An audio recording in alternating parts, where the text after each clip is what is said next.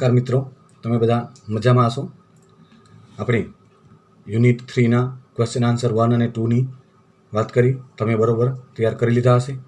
હવે આપણે તમને જે ટેક્સ્ટ બુકમાં એક્ટિવિટી આવે છે એની પણ આપણે અહીંયા ચર્ચા કરીએ છીએ। તો એના આધારિત પણ તમને ઓપ્શનલ પ્રશ્ન કે કોઈ પણ પ્રશ્ન પૂછાય તો તમને આવડવા જોઈએ, બરાબર। તો આપણે અહીંયા એક્ટિવિટી 4માં આવશે માર્ક ટી ફોર ટ્રુ અને F for false in the brackets against each. પણ તમારે પરીક્ષામાં જો વાક્ય સાચું હોય તો એની સામે ટ્રુ TRUE અને ખોટું હોય તો ફોલ્સ FALSE। રાઈટ કે ચોકડીની નિશાની કરવાની હોતી નથી, એ ખાસ ધ્યાન રાખજો। તો તમે આપણે અહીંયા પાઠ બરોબર તમે સમજ્યા હશો તો તમને ટ્રુ ફોલ્સની ખબર પડી જશે, બરાબર। તો એ તમે અહીંયા વાક્ય વાંચીને તમારે પહેલાં જવાબ નક્કી કરીને પછી જવાબ લખતા જવાનું જોઈને। તો ટીના વિઝિટેડ ધોળાવીરા, આપણે ખબર ટીનાએ ધોળાવીરાની મુલાકાત લીધી છે કે નહીં, બરાબર। વિલેજ ફેર કે ટ્રેડ ફેરની મુલાકાત લીધી છે એટલે આપણે તરત જ ખબર પડી આ વાક્ય ખોટું છે। પછી Meena visited the trade fair in March 2014, અહીંયા મીના અને 2014 આ બંને બાબતો ખોટી છે, બરાબર। એટલે આના ઉપરથી પણ ખબર પડી જશે કે આ જવાબ ખોટો છે। પછી Meena visited the village fair with her parents, Meena અને ટીના વચ્ચે ક્યાંય મિસ્ટેક ન થઈ જાય એ ખાસ તમારે ધ્યાનમાં રાખવાનું છે, બરાબર। અહીંયા મીના નહીં પણ Tina visited the village fair with her parents આવશે, એટલે મીના આવશે એટલે અહીંયા આ વાક્ય ખોટું થશે। એટલે એક નામની પણ તમે જો ધ્યાનમાં ન રાખો તો આવી મિસ્ટેક થાય, બરાબર, ફોલ્સ આવશે। પછી અહીંયા the trade fair was in Halol, trade fair ક્યાં યોજાણો એ પણ આપણે ખબર છે, વિલેજ ફેર ક્યાં યોજાણો એ પણ ખબર છે, બરાબર। ટ્રેડ ફેર છે એ વડોદરામાં અને વિલેજ ફેર છે એ હાલોલમાં, એટલે આ વાક્ય પણ તમને ખબર પડી જશે ફોલ્સ છે, ખોટું છે। મીના એટ જલેબીસ, મીના જલેબી ખાય છે, તો અહીંયા આપણે ખબર છે ક્યાંય પણ પાઠમાં જલેબીનો ઉલ્લેખ જ આવતો નથી।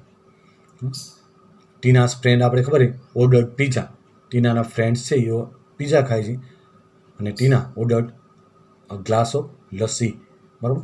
એટલે આપણે આ બધું જો પાઠ ધ્યાનપૂર્વક આપણે અભ્યાસ કર્યો હોય તો તમને ખબર પડી જાય વાક્ય ખોટું છે। Tina saw a giant wheel at the trade fair, આપણે ખબર ટ્રેડ ફેરમાં જાયન્ટ વ્હીલ હોય કે વિલેજ ફેરમાં હોય, જાયન્ટ વ્હીલ એટલે રાજ આપણે જે મોટો ચકડોળ કહી છે તો એ વિલેજ ફેરમાં હોય છે એટલે એ પણ ખોટું છે, બરાબર। મીના લીવ્સ ઇન ભુજ, મીના ભુજમાં રહે છે, તો એ હવે તમને ખબર પડી ગઈ હશે મીના ક્યાં રહે છે, બરાબર। તો એ વાક્ય સાચું છે। તો આવી રીતે તમને ટ્રુ ફોલ્સ આખા પાઠમાંથી ગમે ત્યાંથી આવે તો પાઠ જો તમે બરાબર સમજેલા હો ને તો તમને ખબર પડી જાય, અર્થઘટન સાથે તમે બરાબર સમજાવો તો તમને ખ્યાલ આવી જાય કે વાક્ય સાચું છે કે ખોટું છે। પછીની એક એક્ટિવિટી આવે છે ટીનાસ યસ્ટરડેઝ એક્ટિવિટી અને ટુડેઝ એક્ટિવિટી, એના વિશે તમારે વાક્ય લખવાનું છે। તમારે ડાયરેક્ટ જે 5 કે 6 વાક્ય છે, 6 ખંડ વાક્ય એ ડાયરેક્ટ તમને જવાબ તરીકે લખવાનું છે। એનામાં ખાસ ચાલુ ભૂતકાળનો એટલે પાસ્ટ કન્ટિન્યુઅસ ટેન્સનો ઉપયોગ છે, એટલે એના વાક્ય તમને ખબર હોવી જોઈએ કે આ ચાલુ ભૂતકાળનું વાક્ય છે। ટાઈમ યસ્ટરડેઝ એક્ટિવિટી અને ટુડેઝ એક્ટિવિટી એવી રીતે આવે છે। Manisha is comparing what she was doing yesterday, Manisha છે એક સરખામણી કરે છે કે ગઈકાલે શું કરી રહી હતી એન્ડ આજે ટુડે, આજે એટલે ચાલુ ભૂતકાળ અને ચાલુ વર્તમાન કાળની વાક્ય રચના આવે, એ ખાસ તમને આવડવું જોઈએ। એકબીજા કાળ ચેન્જ કરતા પણ તમને આવડે કે ચાલુ વર્તમાન કાળમાં ચાલુ ભૂતકાળમાં, ચાલુ ભૂતકાળમાં ચાલુ વર્તમાન કાળમાં, એ માટે પણ આ પ્રેક્ટિસ છે। અને મનીષા ક્યારે કઈ એક્ટિવિટી કરી છે એ તમારે એના ટાઈમિંગ સાથે યસ્ટરડેઝ અને ટુડેઝ ધ્યાન રાખવાનું છે। પરીક્ષામાં ઓપ્શનલ પ્રશ્નમાં તમને આવે છે કે યસ્ટરડે મનીષા એટ 7 PM તો વોઝ ડુઈંગ ખાલી જગ્યા, તો એ તમને 4 ઓપ્શન આપેલા હોય, તો આ બધી તમને ટાઈમ સાથેની યસ્ટરડેની અને ટુડેની એક્ટિવિટી પણ યાદ રાખવાની છે, જે પરીક્ષામાં તમને ઓપ્શનલ પ્રશ્ન કે આવે તો તમને તરત જ આવડી જાય। તો અહીંયા તમને ખાસ ચાલુ ભૂતકાળ અને ચાલુ વર્તમાન કાળ, યસ્ટરડે અમુક સમય કોઈ ક્રિયા ભૂતકાળમાં અમુક સમય થઈ રહેલી ક્રિયા દર્શાવવા માટે ચાલુ ભૂતકાળનો ઉપયોગ થાય અને વર્તમાનમાં જે ચાલુ ક્રિયા હોય એ દર્શાવવા માટે ચાલુ વર્તમાન કાળનો ઉપયોગ। કરતા વત્તા વોજવેર વત્તા એનજી એટલે ચાલુ ભૂતકાળ અને કરતા વત્તા ઇજેમાર વત્તા એનજી એટલે ચાલુ વર્તમાન કાળ। વાક્યરચના પણ આવડવી જોઈએ, ચેન્જ કરતા પણ આવડવું જોઈએ, બરાબર। અહીંયા એક ટેબલ આપ્યું છે, કોઠો આપ્યો છે, બરાબર. Manisha is comparing what she was doing yesterday and today at the same time. અને તે જ સમયે આજે શું કરી રહી હતી. Can you help her how now rewrite the sentences like this. એક ઉદાહરણ આપ્યું હતું પેલું જે આપણે અહીંયા લીધું છે, એવી રીતે તમારે લખવાનું છે. જો એટ 7 AM, AM એટલે સવારના એન્ટેમેરિડિયમ, અને PM એટલે બપોરના 12 પછીનો સમય. રાત્રિના 12 પછીનો સમય માટે AM વપરાય અને બપોરના 12 પછીના સમય માટે PM વપરાય. તો at 7 AM she was reading a book. પછી today's activity she is helping her mother in the kitchen. આજની જો અહીંયા વોઝ રીડિંગ એટલે ચાલુ ભૂતકાળ અને ઇઝ હેલ્પિંગ ચાલુ વર્તમાનકાળ. પછી આવી રીતે આપ્યું છે, એ એક એક્ઝામ્પલ આપ્યું છે. આ બીજું છે એટ 11 AM ડ્રો અને પિક્ચર. એનામાંથી તમારે ચાલુ ભૂતકાળનું વાક્ય બનાવવાનું, એટેન્ડિંગ પ્રેયર ચાલુ વર્તમાનકાળનું વાક્ય બનાવવાનું, અહીંયા ચાલુ ભૂતકાળનું, અહીંયા ચાલુ વર્તમાનકાળનું કે વર્તમાનકાળનું. ઘણીવાર ક્રિયાપદ ન હોય તો she is present in the class એમ આવે. તો અહીંયા જો આપણે yesterday at 7 AM Manisha was reading a book. ગઈકાલે સવારના 7 વાગે મનીષા બુક વાંચી રહી હતી.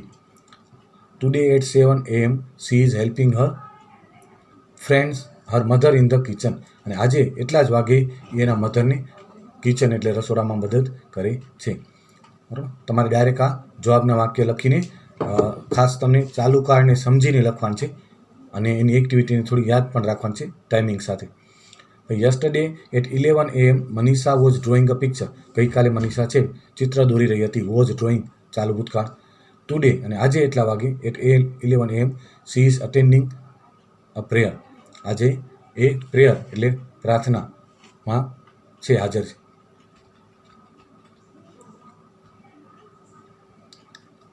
પછી ત્રીજું વાક્ય છે યસ્ટરડે એટ 1:30 PM એટલે પોસ્ટ મેરિડિયમ બપોરના 12 પછીનો સમય. Manisha was making paper bag. Manisha છે પેપર બેગ બનાવી રહી હતી. અને today at 1:30 PM she is present in her class. અહીંયા ચાલુ વર્તમાનકાળ નથી યાર, ઇઝ ટુ બીનું રૂપ છે. આપણે પ્રેઝન્ટ છે ને એ ક્રિયાપદ નથી એટલે, બરાબર. In her class.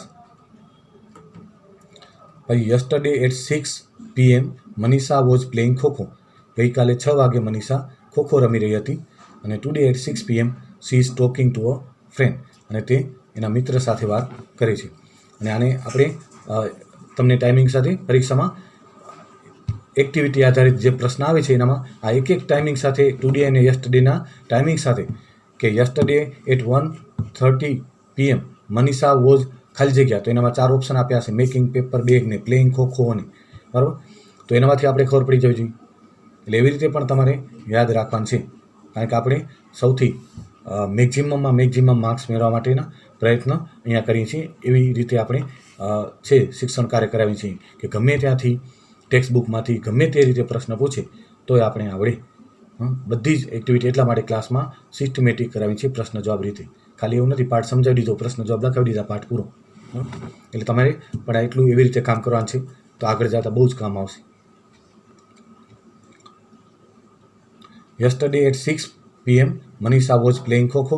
6 વાગે મનીષા છે સાંજના ખોખો રમી રહી હતી. અને ટુડે એટ 6 PM આજે 6 વાગે C is talking to a friend. તે આજે એના મિત્ર સાથે વાત કરે છે. યસ્ટરડે એટ 7:30 એટલે 7:30 અને ઇંગ્લિશમાં કહેવાય 7:30 અથવા 30 minutes past 7 PM એટલે પોસ્ટ મેરિડિયમ એટલે બપોરના 12 પછીનો સમય. Manisha was watching a movie. Manisha છે એ મૂવી જોઈ રહી હતી. અને today at 7:30 she is doing her homework. અને આજે એનું ગ્રહ કાર્ય કરી રહી છે. તો આવી રીતે તમને એક્ટિવિટી આધારિત પ્રશ્ન છે એ આવે તો પણ તમને આવડે. તો આજે આપણે આ યુનિટ છે એ તમારું 3 એને કમ્પ્લીટલી એક્ટિવિટી સાથે, પ્રશ્ન જવાબ સાથે, સ્પેલિંગ સાથે, એક્સપ્લેનેશન સાથે સમાપ્ત કરી છે. હવે પછીના ભાગમાં આપણે એનું જે ગ્રામર છે, કન્જક્શન, એન્ડ, બટ, ઓર, એની આપણે ચર્ચા કરશું. તો તમે આ સંપૂર્ણ યુનિટને બધી એક્ટિવિટી સાથે બરોબર તમે રિવિઝન કરતા રહેજો. થોડા સમય બધા ગ્રામરનું, જૂના પાઠનું પણ, તો તમને પરીક્ષા વખતે વાંધો નહીં આવે. બરાબર. તો આપણે અહીંયા યુનિટ 3 હવે સમાપ્ત કરી છીએ. Good bye. Thank you.